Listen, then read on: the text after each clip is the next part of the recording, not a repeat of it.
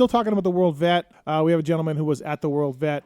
Chad, what's going on, man? You raced the World Vet? Yes, I did. Thank you very much for having me on. Yeah. What's your story? Real quick, it's going to take me two to 3 minutes, but I got to tell you the backstory. Yeah. You're going to crack up. Okay. I on the Glen Helen website in June said, looking at the World Vet race. I've only done one other race in my entire life. Been riding for a while, but one other race. Okay. Said, honey, I want to race the World Vet. She goes, okay. I got a KX250, a 2020 at the time. I go to my wife and say, honey, I can't do it on this bike. I need a 450. She goes, great. Go get what you want. I go down to Burt's. Yeah. On the showroom, brand new 450 KTM factory edition. Told the guy at Burt's, I'll take it. Put it on the truck. Get the truck. I said, honey, I can't do this without some sort of a trainer. I said, I've never raced this event. I need a trainer. Right. So my daughter comes and she goes, hey, this guy Caleb Tennant, he trains Deegan. He does local training. Call him. I DM him. So I'm doing from June until the race. I bought a new bike. Yeah. I start training with Caleb. I live in Agora Hills, and I hire a personal trainer. Damn. So I was 235 in June. The day of the race, I was 196. Good work. Good for you. Yep. So I get the personal trainer guy, goes, go get your blood work and shit. I need to make sure your testosterone levels aren't low. Sure enough, they're low. I get on TTR treatment for this fucking thing. Wow, so now, bro. I got a brand new bike. I'm not kidding you. I got a brand new bike. So I go riding. Caleb goes, you got to get the suspension done. Done. Go down $3,000 on suspension. Come home. I said, honey, we're ready to rip. Yeah. Show up to the race. I only sign up for Saturday. The wife says, you're doing one day. Don't ask me for any more. I said, I'm fine. I'm good. Okay. So now between the personal trainer, the bike, Caleb, the whole 9 yards, I'm in 25 or 30 grand to ride this race. Okay. Mind you, I've never raced in my life. I have some thoughts on this, but go ahead. Go ahead. So, okay, it's fine. It's fine. I know how you feel about amateur racing and stuff, so I'm in for the bashing. So back up 1 month, I go to an REM race. I said, hey, I want to race the REM race just to see a gate drop. I've never seen a gate drop. Yeah. I show up, I sign up 40 beginner, gate drops, I fucking wax these guys. So I go back to the sign-up thing. I said, hey, man, move me up to the novice class for Moto2 so I can see where I stand. Puts me on the gate. I lead every lap. Guy gets me in the last lap. I said, fine, I'm a novice rider. Yeah. I sign up for the vet class, get to the race, go out in the first practice, and I go, wait, hold on a second. Why in the fuck is Alessi blowing past me in practice? Yeah. Not realizing I'm in the all people practice. Every practice was the all people practice. Yeah. Every practice, all people. So I get out and I said, honey, very dangerous, not qualified for that type of practice. I'll go out and practice for. Okay, anyways. Gate drops. There's 56 guys in my class. Gate drops. I'm in gate drop 2. I end up getting 5th in my moto. So the guy comes back. He goes, great, you qualified for the main event, which is AKA moto number 2. Yeah. So if you were in the top 20 or moto 2, great. Right. Go to moto 2. And I'm sitting in the corral thing where they fucking corralled you in. Yeah. And I'm talking to these guys before my race. I said, hey, first time here. He goes, oh, I've been racing 20 years. I go, oh, really? I go, 5 of us from Washington and 5 from Arizona. All our buddies come down and we race here every year. Yeah. I go, you've been racing 20 years in the novice class? He goes, no. He goes, I ride expert where I'm from. But we're racing down 2 classes because we heard there's a bunch of sandbaggers from California. Oh, my God. And I go, well, that's kind of like a pussy thing to do. I like that. And so I go, so it turns silent at this point. I'm standing there and I go, yeah, I don't mean to offend you, but that's a pussy thing to do. Yeah.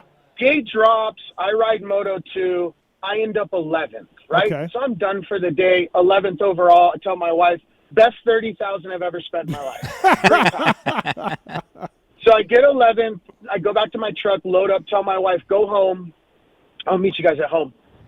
I get done and I start thinking about it. So I walk back up to the sign-up booth, and it's the heavyset girl that runs the race. I don't know her name.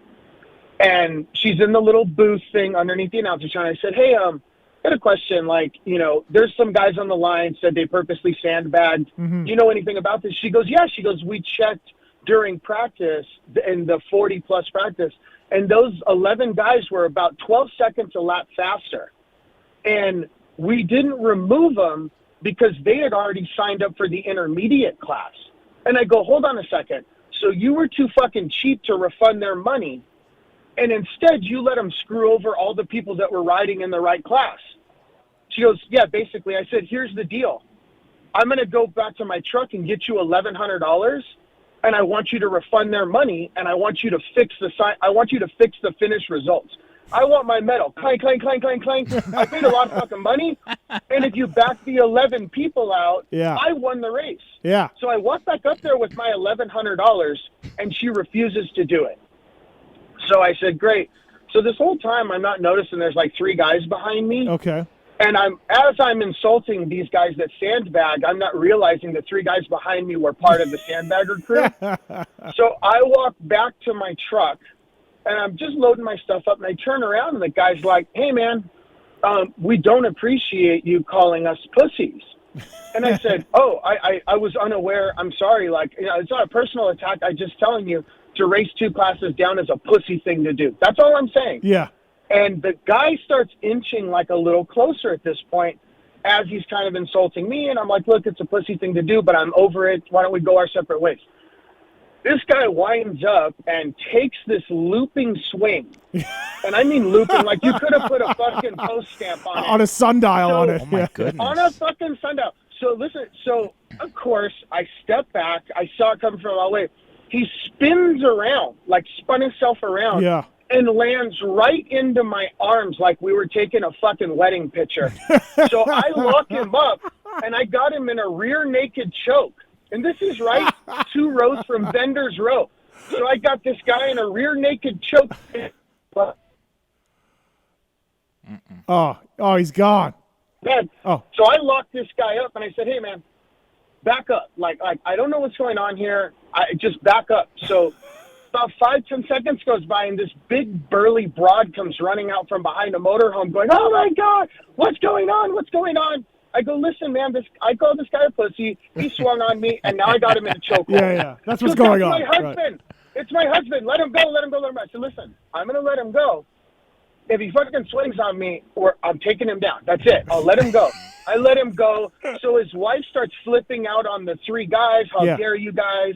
You know, this poor guy, I can't believe you'd approach him. So they end up being, just for me, let me pack my shit and leave. Anyways, I'm pulling out, get ready to leave. I turn the corner to, go out on Vendor's Row. Yeah. They're all 3 standing there with his wife. I roll down the windows, and she's like, look, I want to apologize to you. That was so uncalled for, blah, blah, blah. I look out, I rolled down the window. At this point, I'm pissed. I roll down the window. I say, hey, man, apologize to you guys. I hope you guys get home soon. I'll see you fucking pussies next year. Great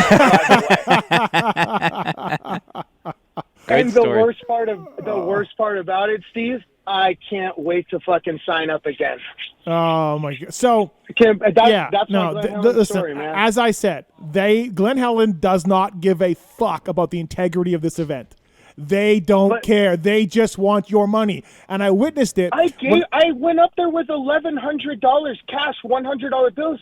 I was already in $30,000. What's another $1,100 to go medals up? I told my wife, I said, honey, I'm spending another $1,100 for a medal. She goes, well, if you rightfully won the race, go give her the fucking money and get your medal. I said, great. Oh my God! Yeah, no, they don't wouldn't even care. take my $1,100. I guarantee you, those dudes were all in the top 5 or 10 last year and the year before, and all of that. And Glen Helen is just too lazy to check their past results and be like, "Hey, Joe Bob, you have raced the novice 3 years in a row and gotten 3rd and 2nd and 1st. You can't race again." They don't care. That's it. Well, she told me that. She goes, listen, we have a database that shows, like, with the transponder. I go, so you knowingly letting people... I go, but what? There was 56 people in the class. The other 46 people signed up into the right class, so I want to know where I really stand. Yeah, no, they don't care. I'm not an intermediate rider. I'm well aware of that. Right. But if I'm a number 1 novice rider, I want the fucking plaque. So when you had this guy in a naked chokehold, what were the other 2 guys doing? What rear choke? So the other 2, well, I kind of backed up against my cab, and I said, here. I told the guy, I said, listen, you guys might get me. I'm taking this fucking guy with me. And so this old man's squirming. This old man's like squirming around, but what he doesn't understand is that when you have someone in chokehold, the more you squirm, the tighter it gets. Like he would have been better just to relax. Yeah. And so it went for about 20 seconds, and I just told the guy, I backed up against the cab of my truck. I said, hey, man, you guys need to get away from me, or I'm taking this guy's esophagus out. Get away from me. I love it. And that's when the big burly broad came out. First time ever first event, I rode one REM race. This is my first year there. Welcome to the World Vet, Chad. Welcome to the World Vet. Catch the fever. I'm fucking 30 grand deep, and I'll drop another 30 grand next year to take the fucking win. I'm telling you. You'll get cheated out of it next year too. Dude, don't. Yeah, whatever, no, man. listen. I had a bunch of buddies that came down. They drove 36 hours with they were younger guys. They were like 25 years old or 28 years old or whatever, and they just came down to ride the plus 25, which was only on Saturday, I think, and back then, and they just wanted to ride, and they didn't care about the medals, and like they were really good riders, but they just wanted to ride. So they literally signed up for like 2 classes each and just jumped in with older guys. And I think one of them, they pulled off on the last lap or maybe whatever, just so they didn't like, but Glenn Helen didn't fucking care. These guys walk up, they're 25 years old, 27 years old, and they're fucking, hey, we'll take your money, plus 30, no problem. Like, we don't need to see a driver's license. We don't care. They don't care. Well, that girl just smirked. I don't know her name, but apparently she said she was the one in charge. I don't know if her name's Jody. She's a heavier set older lady. And I just said, wait, but that's not the point of the event. The point of the event is to sign up in the class that you're capable of racing in. Okay, but and race with the people. But Chad, to be fair, Paul, Chad's a little hardcore for this race. Yeah, I mean, this isn't the race you want to pick to go all in as you take that money and go to Loretta's. Yeah, go to Loretta's. You'll get a legit fair shake at it. Yeah, I know it's in Tennessee, but there's other races if you want a fair shake at a race, like to where you get the value for your money. Dude, that is not the race. You just wanted a medal. Yeah. I just wanted to race, and I saw the World Vet, and I go, I'm in, honey. Right. And my wife's super cool. I mean, she wants to go drop money on a purse. There's a give and take. Like, hey, I want an expensive purse. I'm like, I want the World Vet. Deal. Done. I mean, I think the cachet of the World Vets I'm not going to call it World Vet. The vet race at Glen Helen it's a chance to line up with a bunch of guys in your class, right? Yeah. Or ride Glen Helen. Yeah. Like, because typically vet races, you get 5 to 10 guys. Yeah. So the hope is you're getting to race against 40. Yep. So, I think there's Chad, can you imagine flying in there or coming all the way from Italy or wherever or from Brazil or all these places and you can roll up and there's all of that disaster going on outside of the gate drop? Look, the good thing is I live in Agora Hills.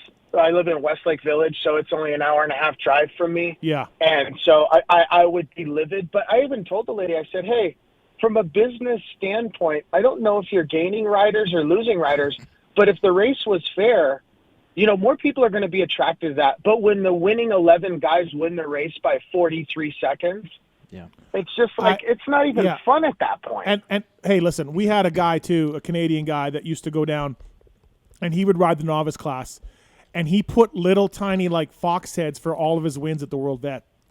Yeah, on his jersey, his jersey, and I was like, bro, this is your 5th year of novice. We got into it a little bit. You should move up. I said you don't belong in novice anymore, dude. Like, you need to move up. Like, I rode novice when I first rode it. Wait a second, you rode novice? Yes, because wait a second. Oh, okay. Well, let me get it. Weren't you an expert or a pro? Yes. Once a pro, always a pro. Okay, but listen. So I didn't race forever. My very first moto I rode novice, I moved myself up. I got second. And I had a gap on third. I went and moved myself up. I'm like, oh shit, because I didn't race for. You should be in the expert class or the pro class if you've been an expert. I ride intermediate now. So yeah. Anyways, I don't understand it, man. I don't get it, but they don't care. They don't care. That's the bottom line. So. That's an awesome story, though. They definitely don't, which is kind of sucks. But yeah, dude, that was my first chance, and I told so I got to leave him with my parting statement, which was, I hope you guys get home safe, and I'll see you pussies next year. So, I'll just start riding out there more and put forth more effort. Yeah, that'd be great. Get more gate drops, and I'm gonna come back swinging. So what number are you, Chad? Yeah. What's the number on your KTM? 45. So all right, if anybody sees 45 at GH, don't mess with this dude. He'll put you in a fucking rear naked choke. Especially if you're sandbagging 2 classes. Fuck that. That's not cool, man. I love it. So, but thank you guys so much, man. And I got to meet Kiefer the Tuesday before. I went out there to see the track and ride. And I got to meet Kiefer, and he was super cool. And I know I've been emailing you about maybe some advertising stuff, so I hope to link up with you and and tell you my story, man. And I'd love to just meet you and go over that with you. No problem, man. Thanks for the story. I love it. It's great. Yeah, medals up, man. Medals up, Chad. Medals up. It's not quite Vietnam Vic, but it's my story. I like it. I love it. Thanks, man. Appreciate it. All right, guys. Have a good show. Thank Bye. you.